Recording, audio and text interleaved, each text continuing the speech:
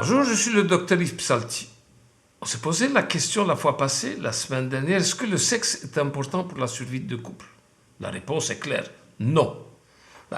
Si tous les deux sont dans un couple, tous les deux sont sexophobes, ils font l'amour à la petite semaine, très rarement, donc le sexe n'est pas important et ne va pas impacter sur la survie du couple. Ça, c'est quelque chose qu'il faut savoir.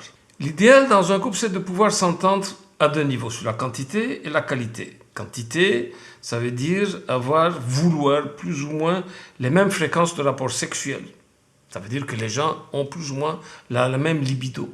Et la qualité, ça veut dire ce que moi j'aime, ce que toi tu aimes, quel type technique, donc anal, clitoridien, vaginal, des jeux de séduction, soumission, ou bien on va faire des jeux de masturbation réciproque. Donc ils doivent être tous les deux plus ou moins d'accord pour que, du point de vue sexualité, ça se passe bien, et en quantité et en qualité, bien évidemment. Allez, je vais vous rapporter quand même un cas. Robert, il est là, il dit que lui, il aime bien la sexualité. Alors, je lui demandais de m'expliquer son script sexuel. Vous dites, Robert, que vous aimez bien la sexualité, et c'est quoi votre script sexuel? Il dit qu'il aime bien la sexualité une fois par mois, le 3e jeudi du mois, le soir à 23h, dans la chambre à coucher, sur le lit conjugal, la lumière éteinte. Il n'a pas envie d'enlever son pyjama, il ouvre juste la braguette de son pyjama, il saute sur la Roberte en missionnaire, il fait 2 ou 3 mouvements, il éjacule, il se retourne et il s'endort. Ben voilà, c'est ça son script sexuel.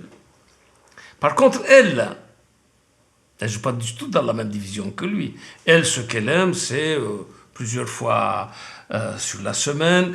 Ça peut être sur le lit conjugal, sur une table, pourquoi pas une table. Quand on est dans le jardin, quand il fait en été, derrière les dunes de sable à la plage, par tous les orifices possibles. Et en plus, elle est multi-orgasmique. À votre avis, est-ce qu'ils vont s'entendre sexuellement? Absolument pas. Déjà, ce couple-là, donc l'exemple que je vais vous donner, il n'a duré que 3 semaines, ce couple-là, parce que bon, ils se sont vus qu'ils n'étaient pas du tout sur la même longueur d'onde, qu'ils ne jouaient pas du tout dans la même division chacun, et ils se sont séparés.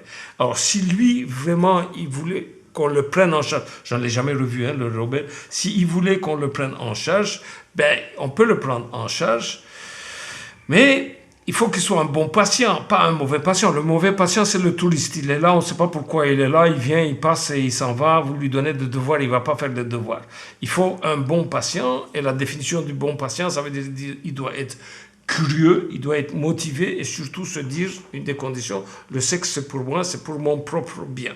Donc ça va. Alors, on peut le prendre en charge, on va lui donner des exercices, et il va faire ces exercices-là. À côté de cela, il y a des couples qui sont sur la même longueur d'onde, ils sont tous les deux sexophiles, mais à un moment donné, on voit que ça fait longtemps qu'ils n'ont pas fait l'amour. Pourquoi est-ce qu'ils ont arrêté de faire l'amour? Qu'est-ce que je vous avais dit quand je vous ai expliqué ce fameux couple Angers, Valentin et Valentine? L'un a envoyé un signal à l'autre. Donc, Valentine pensait que c'était elle-même qui envoyait le signal. Valentin pensait que c'était lui-même qui envoyait le signal. Bref. C'est une question de signal, d'un message que l'un va envoyer à l'autre pour inviter à une relation sexuelle. La prochaine fois, on va voir c'est quoi le contenu de ce signal-là. Est-ce que ce signal-là est bien compris? À la semaine prochaine. Alors, vous avez aimé ma capsule sexo? N'oubliez pas de liker ici en dessous. Mettez aussi un commentaire. Dites-moi aussi ce que vous aimeriez qu'on traite comme sujet pour la prochaine fois, pour les prochaines fois. N'oubliez pas de vous abonner. Allez, ciao, à la semaine prochaine.